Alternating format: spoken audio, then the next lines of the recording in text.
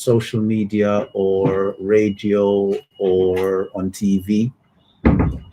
All these things add up to creating a mindset that is negative and impactful. And I know the producer has bits that she wants to add in relation to that in terms of the development of the mind. And we're hoping that there are youngsters out there listening that will take the information from here that they receive and grow with it in a wider context, in understanding how information, or even whether it is through visual or audio means, how they can impact on one's self-image and how one manifests in their behavioral overview as an adult, and that's key and essential. And as adults, we have to understand, or we have to understand, whichever word you prefer, how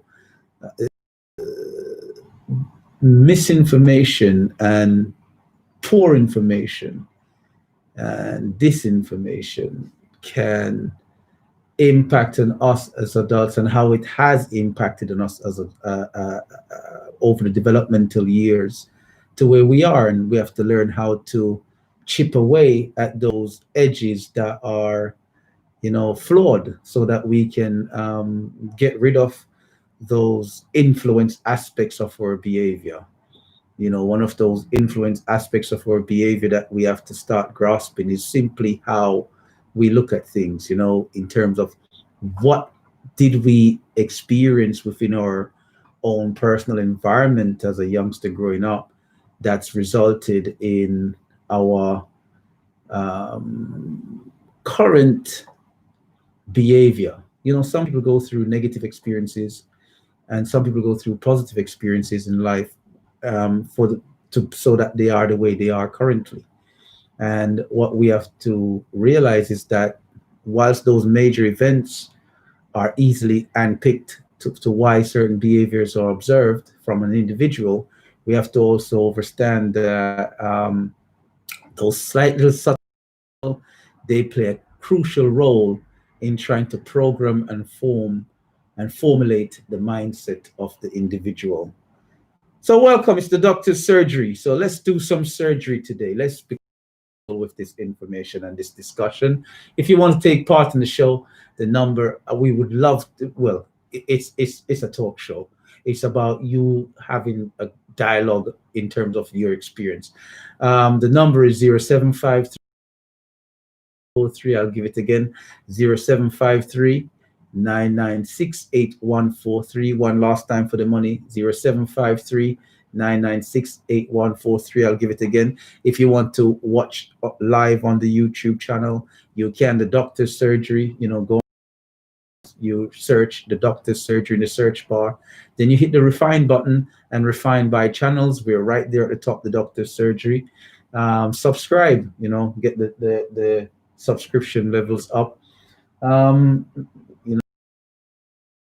Content to be coming via the subscription channel soon enough. So we'd love for as many of you all to, especially if you've got a smartphone, so you can start getting those pre-records in due course. Are we on here next week because of the lockdown? It all depends on how stringent the corporate affairs are. If it was just down to me, I'd be here. But obviously, I do not essentially want to put the producer in harm's way of the boredom. Yeah. So if you want to look on Facebook as well, Omega FM. Sorry, Facebook. I'm telling you. If you want to listen on the airwaves, Omega 104.1. Or on Facebook, Omega 104.1, the TuneIn Radio, or OmegaFMRadio.co.uk, or Mixcloud.com/Omega DJ. There's so many different sources and ways to listen. What are the subjects and topic areas that we're looking to discuss today at that greater nuance level? Well, there's been quite a few things that has rapidly taken place in the last 7 days. As you know, if you don't, we discussed matters over the past 7 days. We hopefully push to get this show so popular that we can do this daily, right? Um, so it would be for the last 24 hours. But in the last 7 days, what's happened? We had a police shooting in Philadelphia. Another one, a young black man was shot and killed. Um, so another police shooting in Philadelphia. Now, I'll come back to that point in regards to what's taking place in America. Today we have the U.S. presidential election, where there seems to be a strong possibility that Joe Biden will win. I hope not, because geez, I hate that devil. Not to say that Trump is an angel, but better the devil right? Yeah. Notice I call both what they are, but nonetheless, one is way, way, way, way a safer bet than the other, and way a man of his words. I have to respect a person of their words. I never trust a fork-tongued individual. At least the man of his words. He's the man of his words. The other one is that we wanted to discuss, that's taking place, especially it's a topic that seems to go around a lot and heavily on social media. And with a lot of laws being passed in countries, even like Jamaica, a black country passing laws against your own natural hair.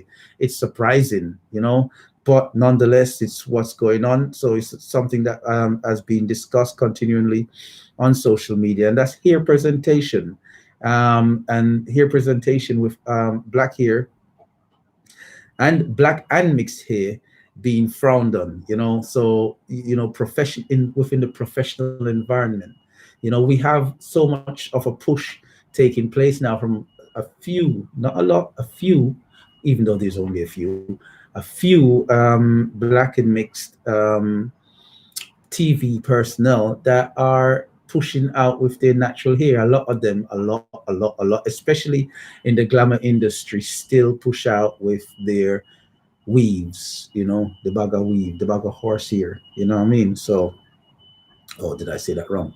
I shouldn't have said that. What, go on, what was that? That's offensive. say again? That's offensive. No, I'm not. I wasn't trying to be offensive. It's just an automatic response. So I didn't mean any offense to anybody out there with the weave. You know what I mean? I was going to be cute and say the horsehair, even though, you know what I mean? That's not cute. I just don't like weaves. That's all it is. But I love the individuals that feel they have to wear it. You know what I mean? So I'm not picking on you guys. I'm just playing around. So the other subject matter that we're going to discuss today, even though this is kind of like not specifically towards us, and sometimes you see two dogs fighting, it's best to stay out the way. I'm just going to say a little on it. But France, France, and we, this morning we had another potentially terrorist attack. We don't know yet, but I have to say France, and it's always insulting and pushing to insult Islam, and then they say it's freedom of speech and freedom of expression, but in reality, is nothing more than stupidity. And I'm going to explain why I say France is stupidity, and stressing the word stupidity, because they try to make it look like it's a matter of freedom of speech and so forth. And granted, but nonetheless, I still see as France's stupidity and the continuous attacks that are unfortunately, because I'm not going to condone the attacks, but that are unfortunately taking place. But it's because of France's stupidity. Another thing that we're going to discuss today is Jeremy Corbyn and his suspension. There's been quite a bit over the past week where Jeremy Corbyn was suspended, if you don't know, from the Labour Party by Keir Starmer, or whatever his name is. I ain't going to call it no entitlement, by Keir Starmer. Rightly or wrongly, so we're going to have a look at that. And briefly as well. And then something that is wholesomely, heavily weighted towards us is the polio vaccine. I don't know if you guys are aware of the polio vaccine, but the polio vaccine is currently being given out and sponsored and funded by the Bill and Melinda Gates Foundation. So, you know, those two guys set up the foundation to so-called help people across the globe. And the polio vaccine, I know, wreaked havoc in India from my recollection a year or two back. Over the last couple of years, at least, it's wreaked havoc in India. So it's quite perplexing why Chad and there's a few African nations, I think 2 or 3 African nations that have heavily taken on this vaccine. And now what's happening is that children are dying from polio. And the matter is so serious is that they're now saying that that this vaccine is actually bringing polio back, and perhaps even whilst it might be eliminating the wild type, which is nature's polio, it itself is a threat of making polio an issue again in these countries where, you know, the vaccine that's meant to help is killing. Sounds familiar, right? You know, so yeah, they're at it again. Bill and his husband Melinda, with that foundation, Bill and Melinda Gates Foundation. You can see this online. If you run a Google check, you'll see what's taking place with this polio vaccine and have a greater read. But we'll come back to that as a part of discussion, you know, and then, you know, we're going to celebrate our women as the final part, and I'll discuss that a bit later on from the show. So if you are listening, before I jump into anything, you know, give us a call, let us know that you're listening. I know that we were tardy and we were late, but we just want to know we got a listening audience, because we don't like talking to ourselves. So give us a call or a text message, or drop call, text message, or call and go live. If you got an early point, you know, with any of the subjects or anything that you've seen this week that you'd like to discuss, we can discuss it, because that's what we do. You know, we bring to the forefront all that's been taking place in the media over the past week. And obviously there's going to be some things that we've missed, simply because it's extremely difficult to monitor every media format over the past week. So the number to participate, or let me know that you're listening, is 0753 996 8143. 0753 996 8143. One last time for the money, 0753 996 8143. Are you listening? It's the doctor's surgery each and every Tuesday from 8 a.m. until 11 a.m., bringing you Britain's first Black current affairs talk show. We'd love to hear from you guys. Let us know that you're listening. Right. Where are we? So as we jump into and dive into things, for those who don't know, because it's not been really in the media's eye heavily in the past, for the duration of the week, it popped up in social media, flagged up on the national news, and then disappeared. But the police shooting in Philadelphia. So if you haven't seen it, basically what's happened was that it's quite difficult to actually tell from the video what took place. But a gentleman by the name of Walter Wallace, you know, Jr., where they say that there's been a disconnect between the community in Philadelphia and the police. So Walter Wallace Jr.'s shooting death was maddeningly familiar with the decades of trauma that West Philadelphia has endured, and it made it much more painful. After Wallace's mother and neighbors watched him get shot by police, you know, so he was shot literally, you can see it on video, in front of his mother. Can you imagine that? Whilst he had a mental health crisis. So this gentleman was going through a difficult one, and you know that you've seen it here in the UK as well. In recent years, over the last couple of years, there's been a few cases, but nonetheless, he was having a mental health crisis, and I think he had something in his hand, and rather than trying to de-escalate the scenario, the police took deadly action. But this mental health crisis he was having was literally in the streets near the family's home in an area they call Cobbs Creek, a predominantly black neighborhood in Philadelphia. So basically, this area was then eventually, burnt. A lot of businesses were also looted because of the protest and rioting that took place afterwards.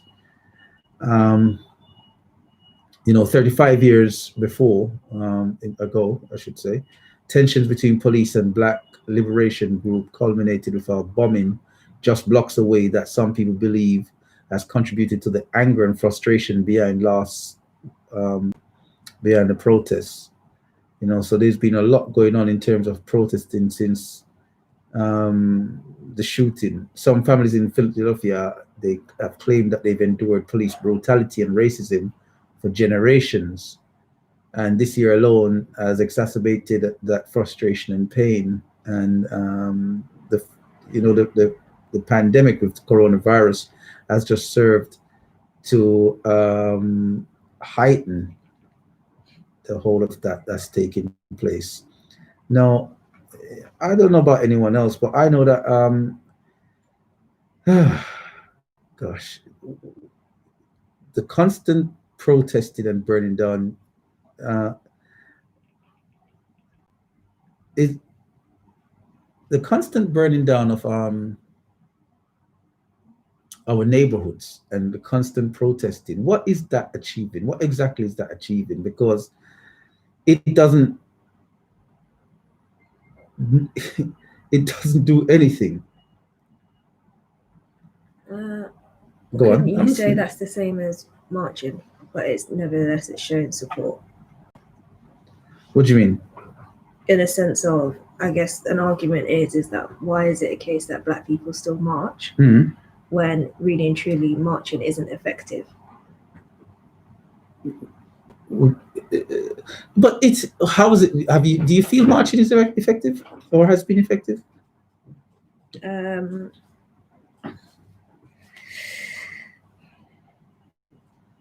I don't know. I guess it sends out a image of community, but I don't know if it's been effective in. All right, I'll tell you something, right? This is my thing with America and what's going on. I feel that all these America has what we call a 17-tier system where, based on those dynamics of those 17 tiers, is usually the direction that someone's going to vote in terms of the presidential election, right? If you have 6. Is it 12 or 17? I can't remember. But if you have 6 of those major points against you as a presidential nominee, whether incumbent or whether you are someone trying to come in as in running for the presidential position. So with Donald Trump being the incumbent and Joe Biden being the contestant, I don't know what the formal name that they give that. The situation that comes from that is based on the number of those points, and it's a professor in the United States that created this system, and he's been correct since the 70s with every presidential election based on those 17 points. And once 6 or more goes against a candidate, that candidate tends to not win the presidential seat. Now, in relation to this election, we know that there's 7 or 8 points against Donald Trump, not because, and none of the key points that have gone against him is he responsible for?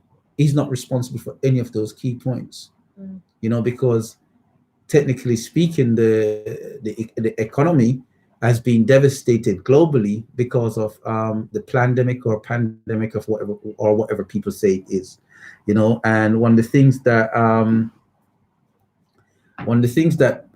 that he himself has highlighted is that this whole thing is because the way that the media has pushed the COVID-19 scenario onto him is because the media are supporting the liberal left, which we can all see that the only news outlet that have been in some capacity supporting Donald Trump is Fox News, CNN, even our own BBC, LBC, every single correspondent globally, when I listen to the news, speaks against Donald Trump. So what you get is that mindset, and this is when I say that nuances and things impact on people. When you speak to a lot of people, they hate Donald Trump, and then when you try to identify reasoning for why they hate Donald Trump, it's always something that the media has fashioned to say that this is what Donald Trump has done.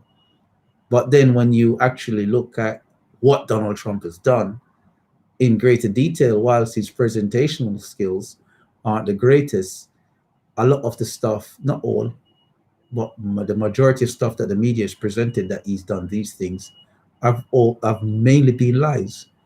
In the context and the way that it was presented within that media outlet. So it's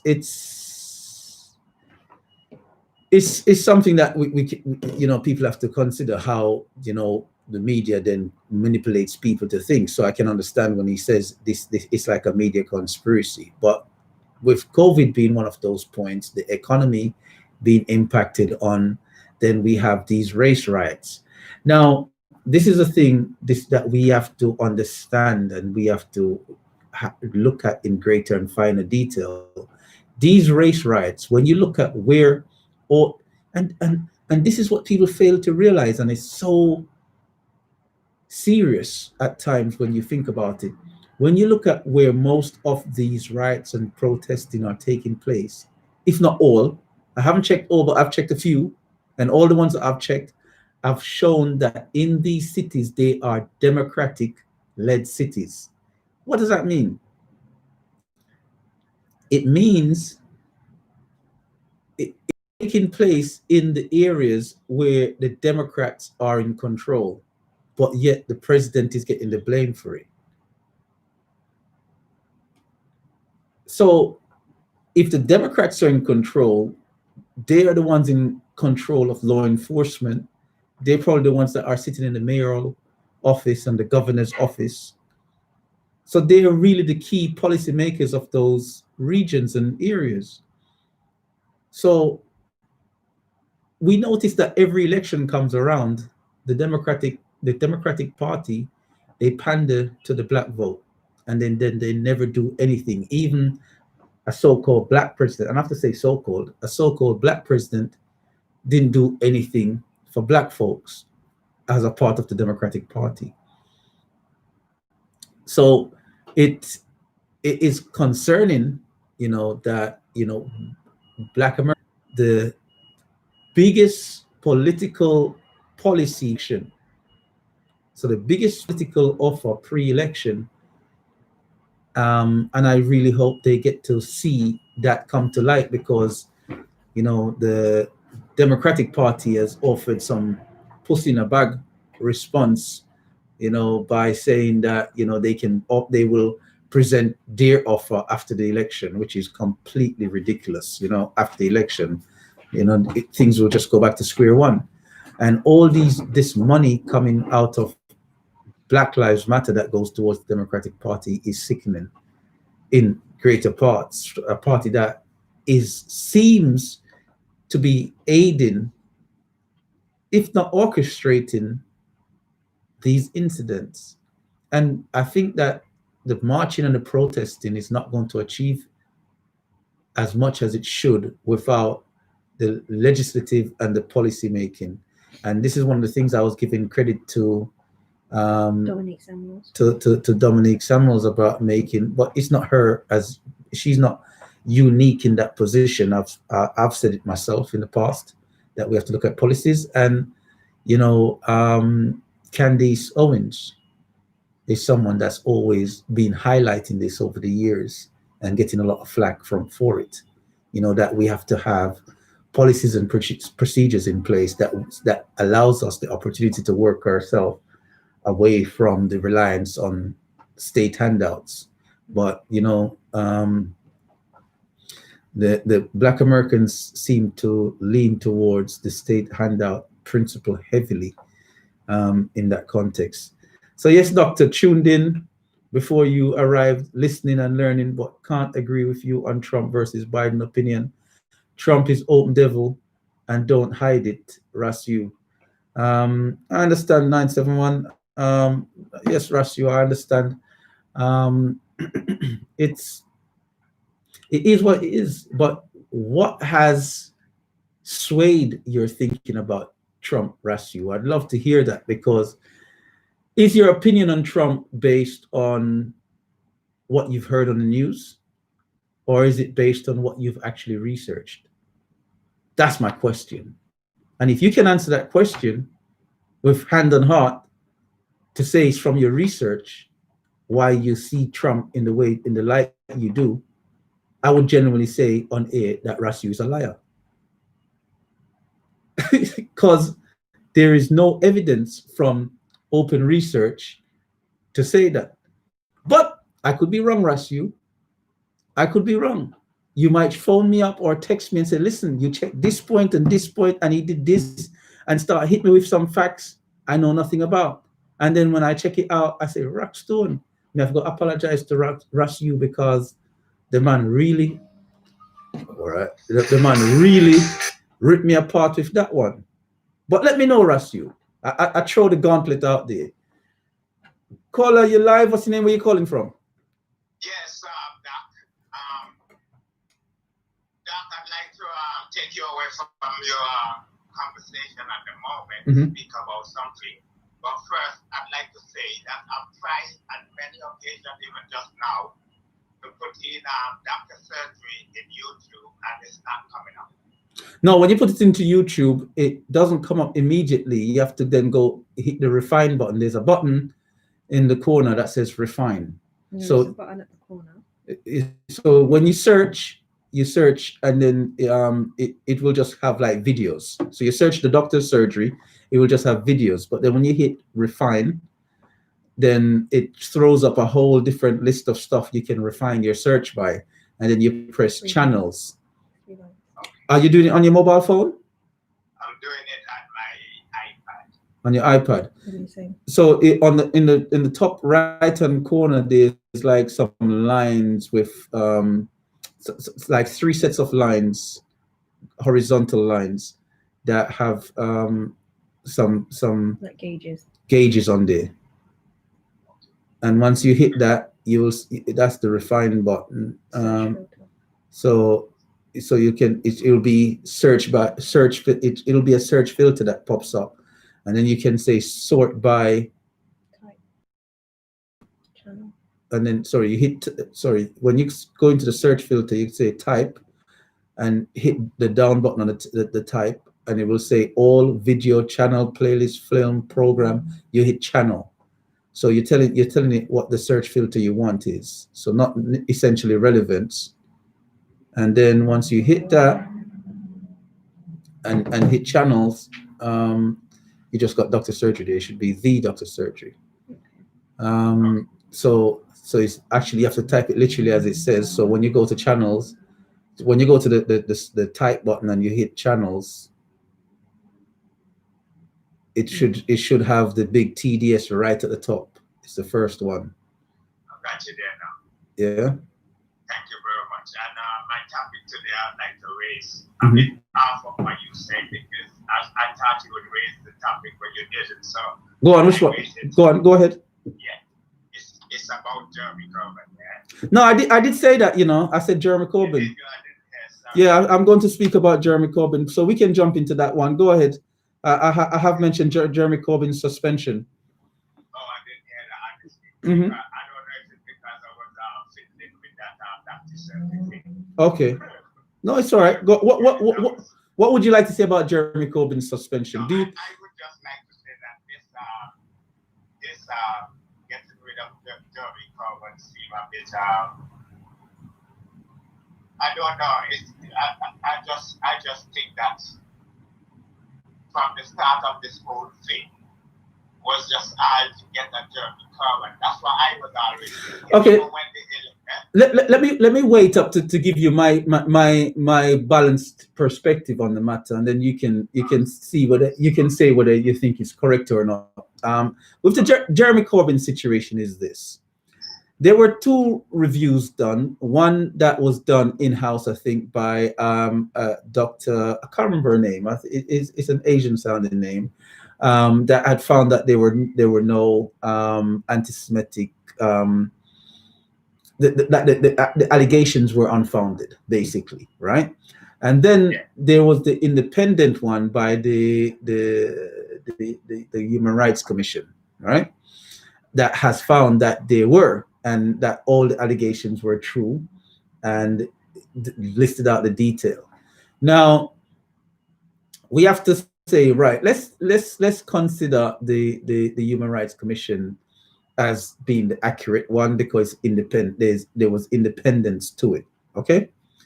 Now the position is that this is come out and saying this is the scenario, this is the case. I actually understood what Jeremy Corbyn meant when he said the media exacerbated the matter, and he doesn't essentially agree with the entirety of it, because the media exacerbated the matter and made it into something where it wasn't. You see what I'm saying? So whilst the Human Rights Commission has found that there's this in-house structural thing going on, he was just simply saying he doesn't agree with it all as it's presented, because he feels it was exacerbated by the media. And in greater parts, we all that are familiar with what took place, we are all aware that the media did exacerbate the discussion point.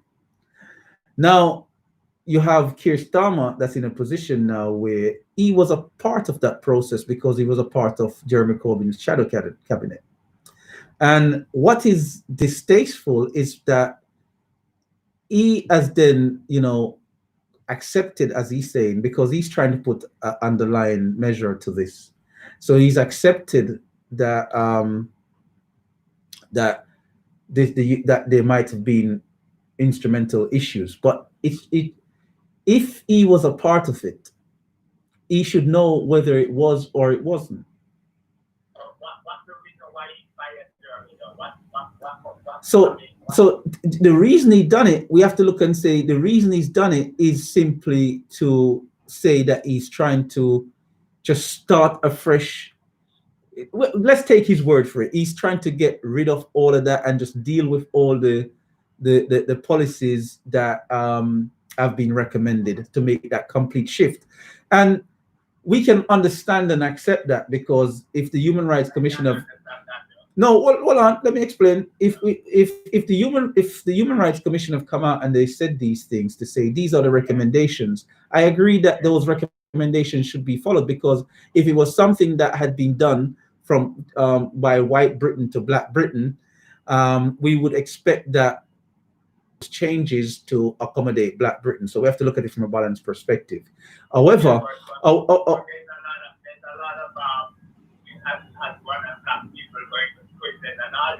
yes. No, but what I'm saying is that the suspension of Jeremy Corbyn now is all puppetry, because he is entitled, if he was in a position and he knows that he didn't do something, he knows that his actions weren't towards that. And if Kearse is saying, he was a part of that, if he was saying he was a part of that and he saw that, then I can understand. But he's never come out and said, as being a part of that, I saw that. So to suspend Jeremy Corbyn is puppetry. It's posturing. And it's despicable politics, because if someone's in my house every day and they see how I cook and eat, And then someone says, you know what, he doesn't cook his food like that, he cooks his food like this.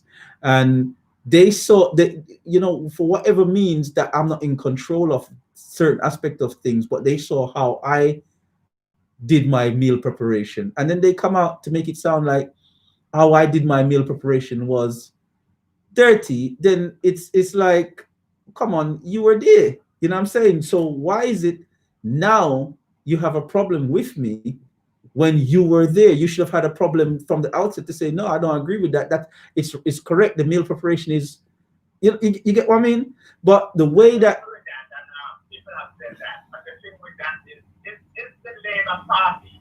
It's just a party of a certain group is what I'm asking, because I just find that with other things, with other groups, it just seems like it doesn't even happen. So you sound a bit distant. You sound a bit distant. Can you come close to the phone? Is that possible?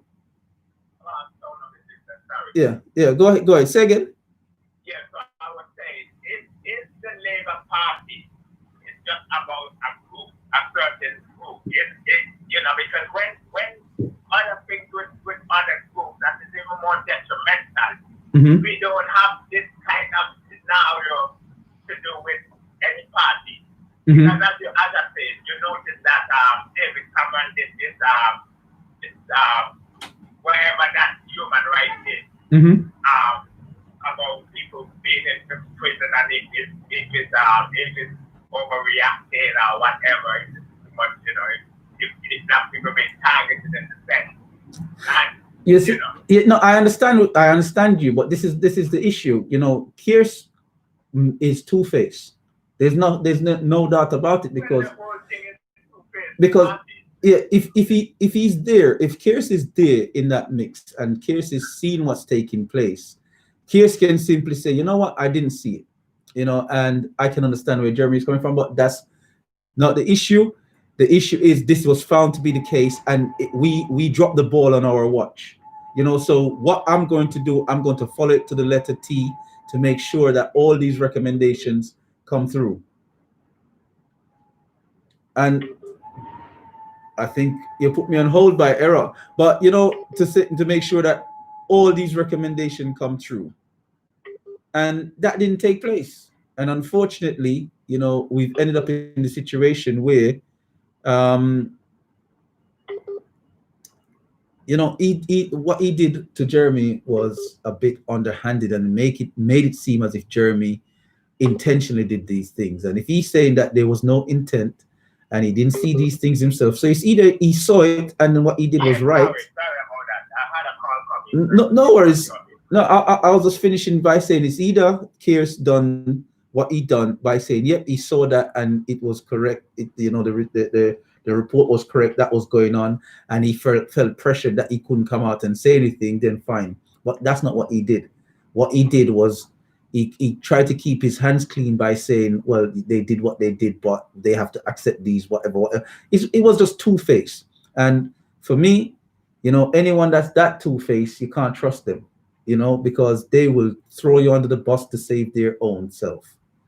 And that's that. I'm not opposed to anything like that, yeah, but I do follow politics and just because they run our lives. Mm-hmm. And I just figure that this thing with Labour is a left and right fighting that's going on, yeah, within the Tony Blair stuff, yeah, with going to war and a lie and all of that, and Jeremy Corbyn didn't back that and was always kicking out against that. Mm-hmm. I just think this is a problem going on with Labour, and I think people should really start getting into the Labour thing if they're going to be backing Labour, because Labour is as you said, not only two-faced, you know, but they're definitely kind of party, and they are definitely, you know, because as I say, a lot of and as I say, I mean the word black, and I'm not coloring, you know, a lot of our people vote for Labour. I know that for a fact, you know, it's not that I don't know that, I know this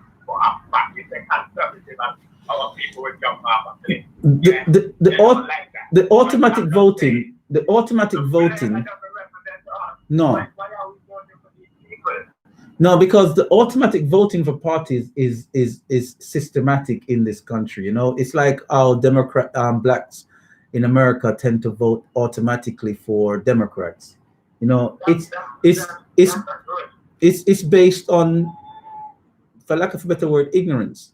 You know, people just fail to look at what's going on and they just vote automatically because they always vote Labour. It's like an OCD or pre-programmed type behavior, because every time the vote comes around, it's, oh, we're historically this because we do this, but there's no modern policy in moving forward.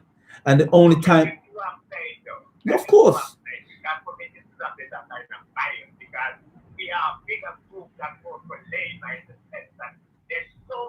But we don't utilize that. We don't utilize that as a weapon. You see, smaller groups utilize these things as a weapon, and we can't blame them for that, because they have to make sure that they're in a position where they stay good, because as we know, things can fall to the right very quickly without people understanding how it got there, and you know, etc. So I can't blame groups that have gone through trauma to ensure. Of course, it's on us. You know, it's on us. I can't blame the Jewish community for being upset with anything that they feel is anti-Semitic. Yeah, of course, it's us. If something happens that goes against us and we're not responding to it, if something happens in Labour and we don't take that active position to say that's not right, and then when we say that's not right and it's investigated and found that it wasn't right and not followed through and by Labour in the same consistency, and we sit and accept it, then we're a bunch of clowns. You know, we have to take the mantle for everything we do. And this is one of the things that, you know, I've been. No, when you say, what? No, I mean, I agree with that part. This because I don't know how you live in the grave.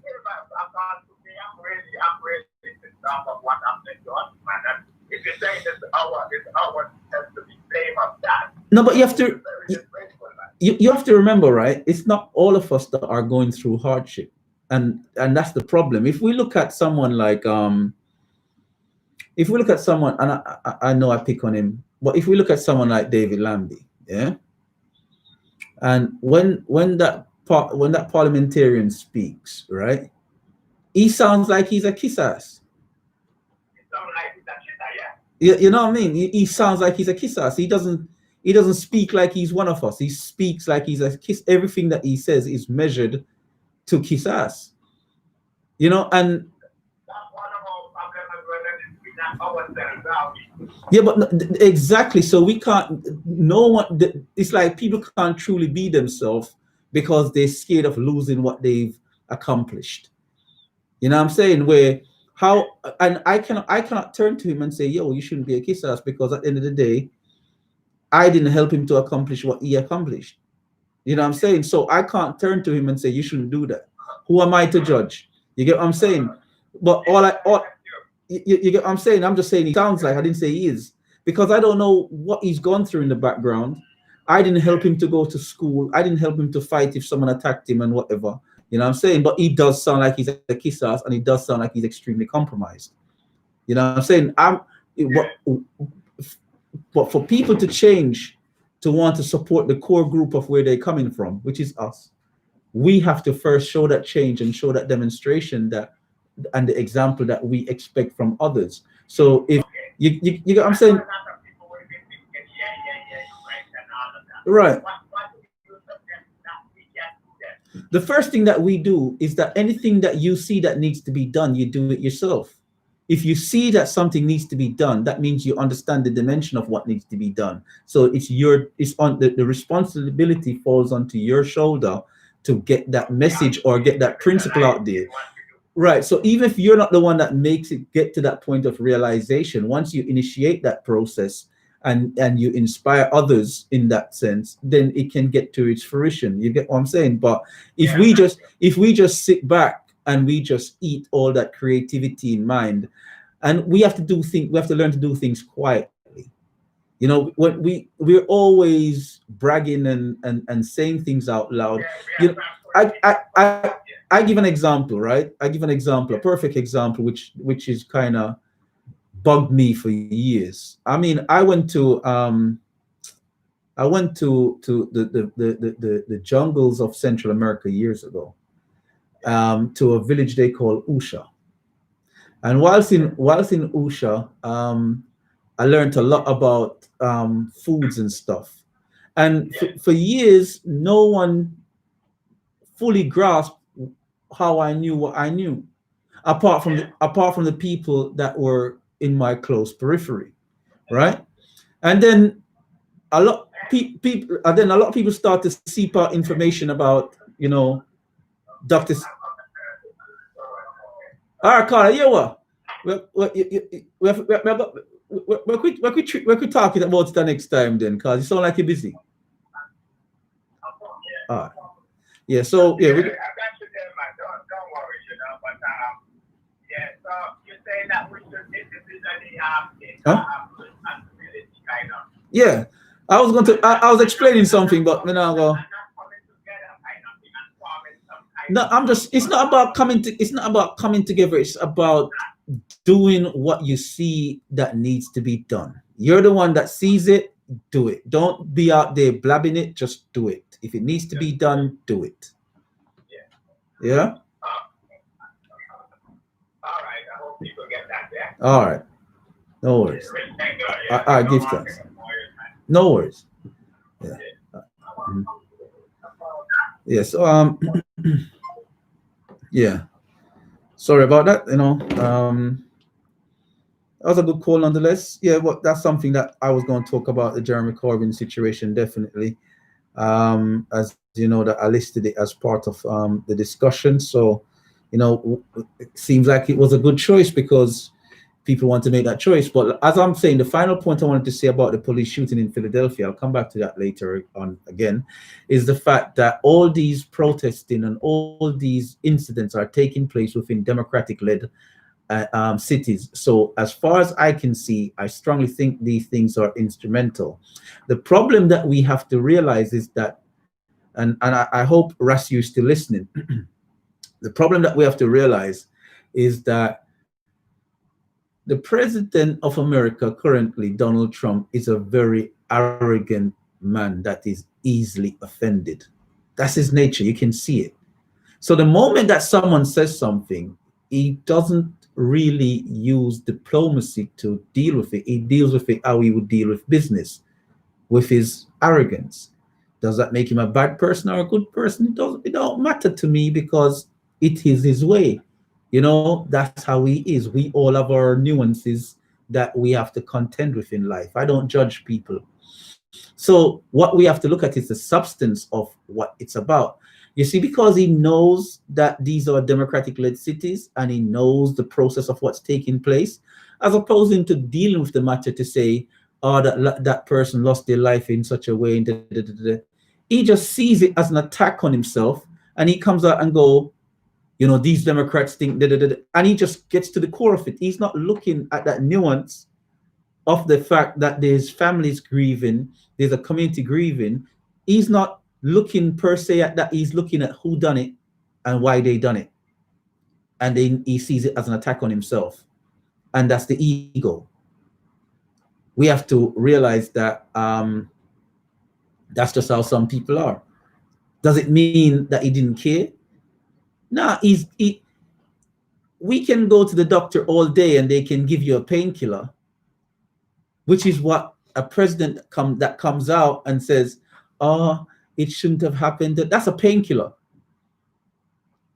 But the president that's trying to do surgery to cut out the cause, that is someone you need to listen to, because you're looking for a cure now, not just the painkiller. You're looking for the remedy for the ailment as opposed to just numbing it. And there goes the problem. At the moment, the remedy is, listen, the community needs investment. I've thought about it. I'm going to give you all 500 billion for your schools, your infrastructure, and your businesses. 500 billion. You know, you can start up all kind of businesses and it can grow because it's an investment. It's not money to go party and spend. That is a policy I can work with. An investment in the community for the community. There used to be an advert on TV that says, you give a man a fish he eats for a day. You give him a net and teach him how to fish. He can feed his family for the rest of his life. That's the difference that I see. So whilst people might be looking at who is they're both the devils. That's what I said earlier. They're both devils in their own right, but better the devil you know. Better the one that says, you know what, I'm just doing me because I don't like anyone that comes wrong towards me, than the one that hates you and they're smiling with you and they know you can't read certain things, but they give that bulla with your name on it and you're there eating it and they're smiling and laughing. You know, and there's a lot of people that smile and laugh with you, but they hate you, or they don't really care about you, but they pretend like they do. You know, and that's the individual that, in my eyes, is the real devil that I do my best to stay clear from. And when you meet one of those people in life, you do your best to just, you know, do what you need to do so they don't become a devil on you. Because once they're in your life and they start becoming devilish, that's a devil. The man that don't like you and says, you know, I don't like you. Say, all right, brother, I know you don't like me. I know where I stand. So yeah, man, I don't like you. Go on over this, or yo, me, I go over yes, or whatever the case may be. You can work. The way I see, I can work with that. But the one that smiles with you, that fork-tongued individual that you don't know where you lie, that's my position. Rest you all know, you know, respond, you know. You know what I mean? Tell me now, please. I want to know which one, if you've done the research, or, you know, because I'm going to hand over to my producer. We're going to come back to the hearing presentation in a minute, but I'm going to hand over to my producer. And the reason why, because it kind of fits well at this point in terms of having that grasp on understanding about how things can influence one's thought process. So I'll let her explain. Okay, it was in regards to the topic last week where you were talking about what generation I was from, and the TV shows that I watched was, one of them was The Proud Family. And it got me thinking, because a lot of my generation have the same mindset in terms of we constantly put down ourselves even though we're more than able to achieve greatness. And I was trying to figure out, where did this mindset occur? And one of the things that I noticed is that from a young age, a lot of the media, such as cartoons or games, didn't really show an image that depicted myself or blackness. So one of them was there was few. One of them was The Proud Family, and I was looking deep into The Proud Family and what the image the representation I was receiving at a young age, and how that affected my mindset. So The Proud Family is a black family, and she has friends of, I think, what does she have? She has a Jewish white friend and three black friends, and it just depicts her life as growing up. However, when I was looking at the character representation, they very much fell into a stereotypical representation, in a sense of there's three sisters that are depicted as blue. However, they're drawn as ugly. Their character is mean, And it was like, what was the caller? How does he refer to black people as indigo people? Yeah. As indigo people, as indigo people, and that's to be drawn as blue, as an indigo, because you know some people are so dark that they have a blue tone to their skin. To be drawn in that depiction where it's like subconsciously you're understanding that the so without realizing the imagery, yeah, as made a imprint mentally, yes, that show that where someone's extremely dark till they got that little tint of beauty to them, yeah, that they're bitter people, yeah, and they're jealous of the lighter Penny, tones and Penny so forth. and her friends.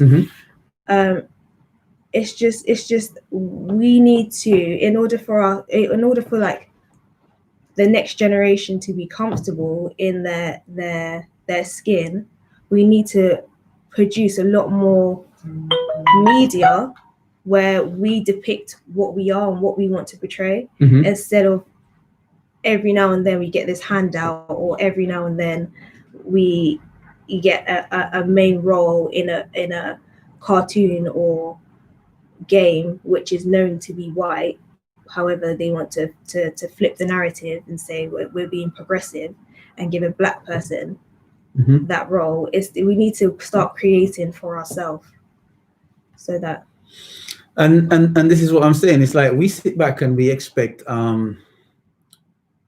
white America, white Britain, the white West to create toys, to create so even if you look at Barbie now, they've tried to include, which is like, I understand inclusivity, but it still means there's still a standard of this is beauty. We can allow inclusivity, but this is the standard of beauty. You see, there's a two-edged sword with that one. When we allow someone else to create the narrative for us, which we say we want that balance view, right? One, it's controlling the imagery still of what they want you to see, because they're not going to give you something that they feel that might take them out of that hot seat. Two, when they do it, they always push to create the biggest narrative of, well, let's take this call. Caller, you're live. What's the name? Where you calling from? I'm not going live. I'm not going live. You're not going live? Because the producer and I have a quick discussion. You can't talk it live or no? No, but I've got something pertaining to it, but I'm not going to. All right. Let me give it to the producer. I'll say my point. Don't keep her too long though, yeah? All right. No. All right. So yeah,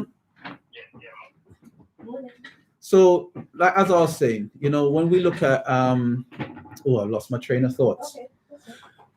So when someone creates that image and creates that narrative for us, we have to rely on the imagery. But what they push to do, they push to create, it's a marketing ploy.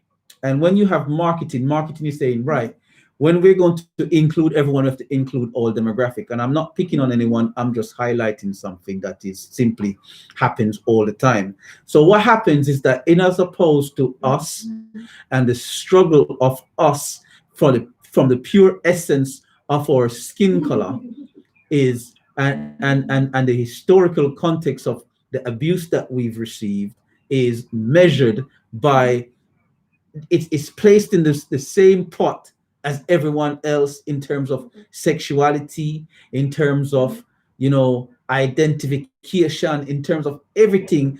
And then the essence of who you are and what and what you represent and what's impacting on you through our trauma is lost. It becomes mixed up in a melting pot. And then we become the voice for everyone else apart from ourselves, because we start thinking, oh, Donald Trump hates immigrants. All of a sudden, we start arguing for every single immigrant. You know, and a lot of those immigrants, when they come into America and they become settled, they're the first to call you the N-word, because they adopt that philosophy and behavior that's there, because they don't see themselves as the same as you. So you were a stepping stone, as in someone stepped on you to get there. So I'm just saying we need to focus on getting our house right. I'm not saying we need to tear down anyone else's house. We just need to focus on the message that we're conveying. And if we rely on someone else to present that message, it always becomes convoluted with everyone else's philosophy being mixed in. And we cannot blame them because they don't understand what we've gone through. And the ones that do may not care. And some that, let me rephrase that. Some that do may not care. And they orchestrating that you stay in that same position of weakness because they're generating wealth from you. And the few that help, we just have to give thanks and respect and love. I just wanted to add a point in regards to inclusivity. Mm-hmm. And I think, I speak for myself. Mm-hmm. Inclusivity, I had the wrong idea of what inclusivity meant. Mm-hmm. I thought it was a fair ground Mm-hmm. of everyone gets portrayed equally. Mm-hmm. But really and truly, inclusivity is I include you in my space. However, I don't either bring down or detract from what I am. I am the standard, right. Mm-hmm. but I can appreciate what you are. Yes. Yeah. So, but that's not what takes place in a black space. Yeah.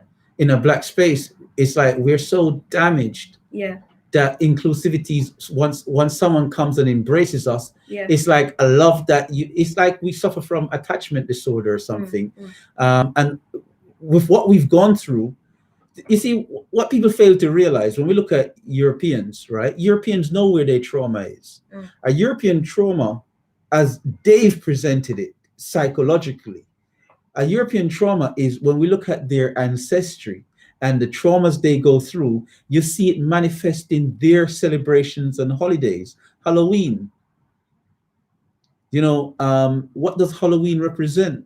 When they start to celebrate the zombie movies and all those things. When we go back far enough, there's certain things that pop up that you can say, oh, that's where that trauma came from. That's why they look at those imagery with fondness.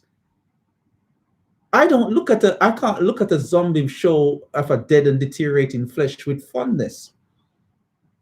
But there's reasoning behind all those imageries, why certain cultures present certain things and they're attracted to certain imagery. And when you understand where each culture is coming from in their ethnogenetic history and their story, you start to realize why they have certain holidays and stuff. The Mexicans, they celebrate in the same kind of context, that bone culture, I'm saying, that imagery of death, Day of the Dead. To the extent of the Day of the Dead, because of the thinking behind it and where they were coming from with that trauma. You get what I'm saying? So with us, we don't understand our trauma. We don't understand our trauma whilst they do, because they study us, but we don't study ourselves. What we study isn't ourselves, we study each other. What do I mean by that? What's the difference? Is that oxymoron? No. It's not like that. What I mean is simply is in that instead of looking at why certain behaviors manifest the way they do, we look at the individual because we're trying to suss the individual to get the better one-upmanship on the individual. I kind of understand what you're saying. But if I think about in terms of like the beauty industry and how in black spaces, it's a case of all representation. It's coming from a space where we've recognized where the hurt is and we don't necessarily want to inflict that hurt onto other women. No, but we don't essentially recognize the hurt. We recognize the let me rephrase that. We recognize the hurt in its in terms of we recognize what prejudice is, but we don't recognize the hurt in the essence of how it's impacting on us and how we end up giving away what is ours because of that hurt. Do you get what I'm saying? Yeah, so it is a juxtaposition in that sense because there's that little nuance. And no one's out there talking about those nuances. And when they do, it's like, are they heard? Because there's professors out there and people out there that understand the hurt and the trauma that we've gone through. But then when you talk about, because they're all going through it, I'm saying? We miss those little nuances. Someone can say to me, why do you know about it? You know what I'm saying? It's because I recognize, and you know what I mean? I recognize why I'm an angry person. You know what I mean? I'm an angry person. No, everyone can tell you that I've been angry since little. Because why? I used to love the Incredible Hulk. And when anybody mess with Hulk, you just go around switch. And everything mash up after that. That's all. I you know what I'm saying? And I used to say, yes, Hulk, you get me? And then we got Rambo. You get me? The first Rambo I saw wasn't First Blood. The first Rambo I saw was Rambo Part 2. And when him kill him girlfriend and him get him going and start kill everybody, I'm gonna say, yo, you see me, if man kill my girlfriend, I was little. I say, if man kill my girlfriend, I'll kill everybody. God, those movies have an impact on you. You get what I'm saying? And I've self-reflected, introspection as they call it. And I recognize those are just a couple of points I threw out there. You get me? I throw the violence out there so that people don't mess around with me. You get me? But I recognize where I am and what has influence on me growing up. And I always encourage people to recognize that as well. But what people don't realize is the familial trauma that's passed on to child from the parent, and how that becomes, what's the word for it? I can't remember the actual term for it. But those things are passed on, those inherited trauma that's passed on. So if there was trauma during slavery, that mother and father passes that trauma onto the child, that passes that trauma onto their children, and it becomes generational. So there's a lot of generational trauma out there for us. Some people don't even pre it or see it, because not every Black person is from that trauma, that region. You get what I'm saying? So we're in such a position of mixed dynamics. It's unbelievable. You know what I'm saying? Jamaica went through a different trauma than Trinidad. Trinidad went through a different trauma than Barbados. Barbados went through a different trauma than Grenada. And the Caribbean went through a different trauma than America. We have some commonalities, and Africa went through a different trauma from the West. We have commonalities, but we don't recognize, if we can't recognize where we deviate and how that deviation is taking place, then how are we going to recognize that? Because we have to etch away at the flaws to start realizing what it is.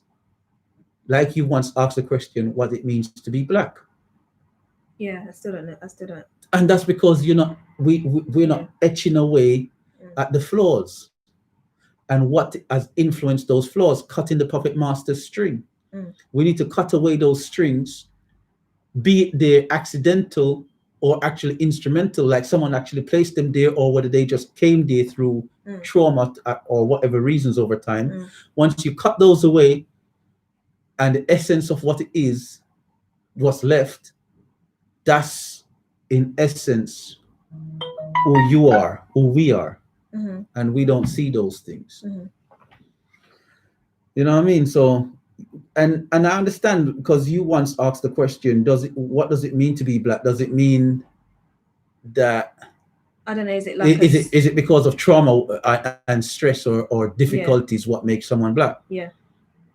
I would say it makes someone recognize how the world views them and what position they need to adapt to survive, as opposed to that it makes you Black.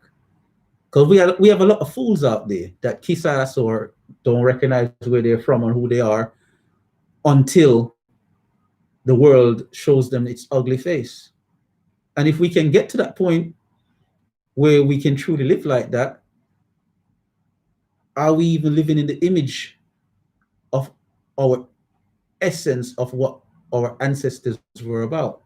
Do you see what I'm saying? Or have we adopted someone else's image? Because the reason why I burn David Lambie the way I do is because he's a Black white man. He's not a Black man. Explain that a bit more. It means, it's like the way he speaks, his intonation, his thinking, his philosophy, his principles, his morality, is everything is what has been self-taught within Britain. If we should take him out of that context, the little bit that he get from his parents might be a saving grace, but in essence, what he exudes. Are you saying his actions aren't for the benefit of? His actions is as if somebody holding brain and program 666 in his brain, and all his his verbalization and his movement as his hands manifest what is essentially Britain. So in essence, he can call himself British because, and you know what I'm saying, he don't even have to put Black British in front of it. He can even put white British because he behaves as such. Not to say that behind the scenes he ain't different. I'm not, you get what I'm saying? I'm not judging him in that context. I'm just saying a lot of people and not just him, especially the young generation coming through, a lot of them don't know themselves. Here's where I'm a little bit confused. We were speaking about the oppressions of which someone faced in a particular country, right? So if Black British people face a particular sort of oppression that expresses a certain sort of demeanor, does that make sense? So for you to say that their Blackness or is compromised, I don't quite get it. Did you see what I'm saying? What I mean, and that's a good question, because there could be flaws in what I'm saying. So we have to put me against the grinder and test what I'm saying. What I'm saying is like, when you bend and acquiesce so much so as a parent, right? Those bending and acquiescing that you do uncomfortably becomes comfort for your child. Does that make sense? Yeah. So things that you're doing which aren't really you, and you do it with a heavy heart, your child comes along and sees it and mimics that behavior without a second thought. True? Therefore, is the child then is the child's behavior then away from what is essentially true nature, or does that new nature becomes true nature? You with me so far? Yeah. So what I'm saying is that a lot of people's behaviors is not true nature, but rather new nature. It's not essentially what they would have been if they weren't, parents or them weren't pushed through whatever means, subtly or compulsory, into that position. Does that make sense? Kind of, but in a sense of, if we were to take it back to the British bit, are you? I don't quite get. Are you saying it's just circumstances, or it's a good or bad thing that that person is representing themselves in that manner? I'm saying this is what is happening. Yeah. This is the presentation. Whether it's good or bad, that's not for me to judge. Yeah. I'm just saying we need to recognize these things. Yeah. And in that recognition, we speak about how we've spoken, or it's been commented on over the era. Caller, what's your name? You're live. Where are you calling from? Good morning, Dr. Surgery Ade. Good morning, Ade. How you doing? I'm fine, thank you. I would just like to make a little bit of a comment to what you were saying just a few minutes ago. You know, the thing is this, I get it, where you're coming from 100%. I understand exactly what you're saying. But see, the thing is that there's different variations of Black people. And I do think that sometimes we have to be a little bit more accommodating. When I say we're accepting or accommodating for the other variations, like you made a comment that not a black person. What is a black person? What is a black white person? You know, some people will say a coconut, some people will say we'll use a different term. But you know, everything boils down to the environment that we sort of grew up in, and the kind of values that have been instilled in us, and the environment that we daily are in within. Now, let's take the David Lammy thing, for example. He's a member of parliament. Most of his colleagues and associates, when he's doing his normal career stuff, they talk the way he talks, or he talks the way they talk. The kind of food they eat is the kind of food they eat. So, you know, ultimately, all of that will begin to match into his psyche as well, you know, his personality. Mm-hmm. You see, it comes out whenever you see him talk or do things. Mm-hmm. Can I say something in the mix of that? Yeah. I would say if we listen to I'm being a bit facetious, I understand. Well, if we listen to a white conservative speaking, Boris Johnson, and we listen to David Lammy, yeah, there's a slight difference. Boris sounds like Boris in the sense that he sounds natural to him. David Lammy sounds like me speaking how I speak now. It's essentially not authentic, but it conveys the message in the way that it needs to be conveyed. What I mean by that, and I'm putting myself in the mix. When me talk how I want to talk, me start sound like this, but it make no sense because nobody not gonna understand me. No, but we're gonna lose some listeners, right? Some people might go, "What did you say?" Yeah, and everybody gonna when we start talk like this, and everybody gonna understand me. I say, you understand me? I say, so when he speaks, yes, no, I understand. I'm just saying when he speaks, it's similar to how I'm speaking now. It's not a birth way of speaking. And in the same way, where was David Lammy born? No, but it's not how he talks. That's not how he talks. That's why he sounds the way he does. I can always tell when a certain manner of speech is in it. Trust me. Okay. You get what I'm saying? And I'm saying it's not natural to him. Him not so, especially when you listen to him on the radio. It don't sound like it. I understand where he's coming from with it, but it just shows you the bending that he has to do within himself, and it makes it it's not authentic. So we're always bending, even someone in a position of some authority that you will think and respect, because his post is of authority and respect. From the time we're going to the education system, we're finished from the education system, and we're going to the workplace and stuff. A lot of us have to assume that, you know, a different kind of persona in order to be able to fit and function within society. Sometimes it's to do with the way we talk. Sometimes it's to do with the way we dress. It will be a combination of both. I give you a better I give you a better example. Yeah, Barack Obama. Yeah. Why people like him so much? Because when he speaks, there's no intonation apart from pure bark. If Barack Obama take up a basketball, for example, and throw it in the net, he go, you see that? But he's himself as it can be. It just sounds natural, and it's smooth and flows. There's no he doesn't have he doesn't have to worry about the impact that I have to, in terms of how he ebbs and flows with himself. And that's what I've learned, you know, in recent times, that when I speak now, sometimes you hear me give the perfect English and sometimes you hear me go raw. That's simply because I'm learning to be, I don't give a rat's batio. Sorry, I don't give. You just said the same thing. You say when you give somebody English and then when you go raw. You're not raw. You just use that word. That's your thing.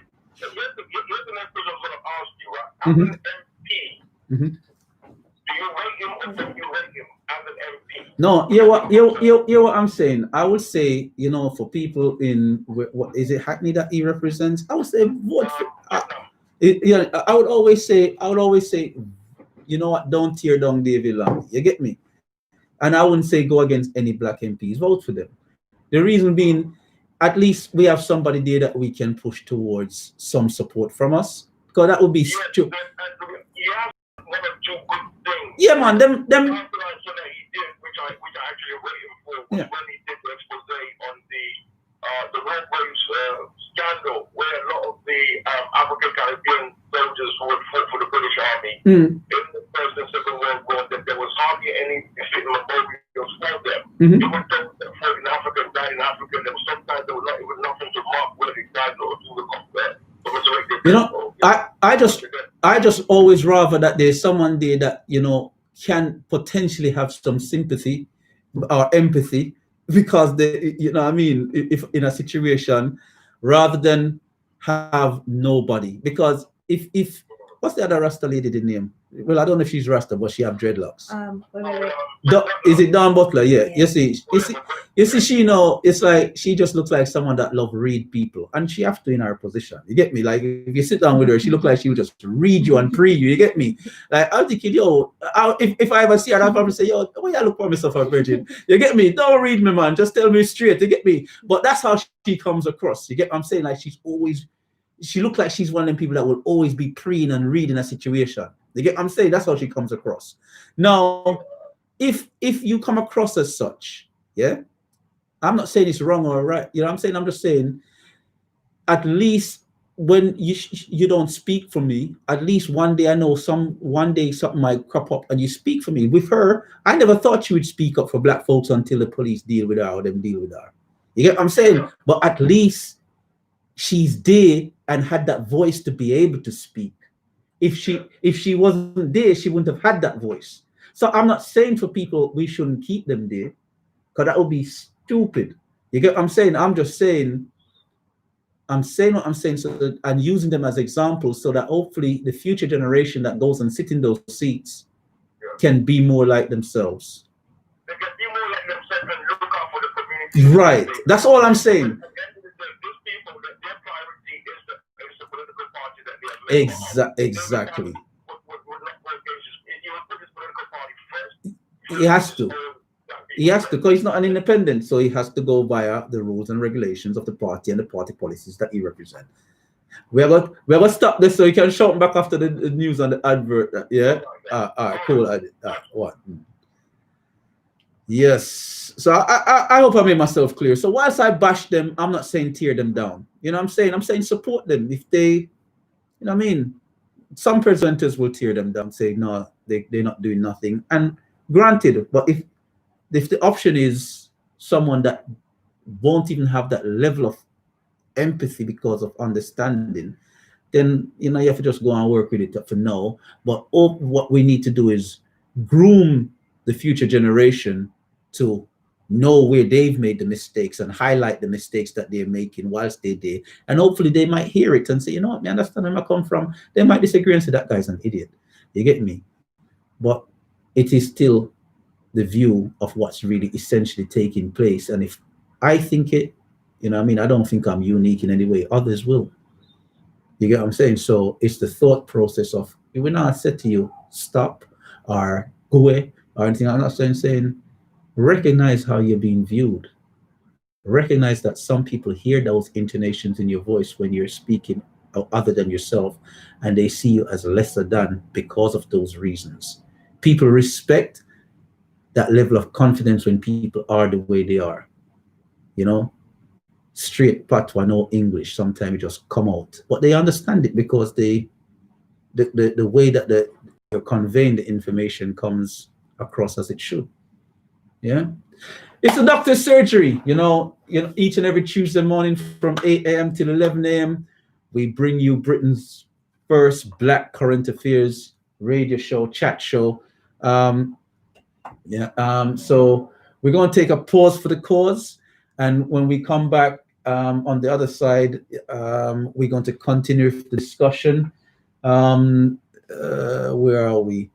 Yes, so the doctor's surgery, you can watch us on YouTube. You know, if you want to take part in the show, 0753-996-8143. I'll give it again, 0753-996-8143. The YouTube channel is the doctor's surgery. You hit the filter button and you go into type, is it? You hit type, and under the filter icon, the search filter, and it changes it all to the doctor's surgery. Catch you on the other side.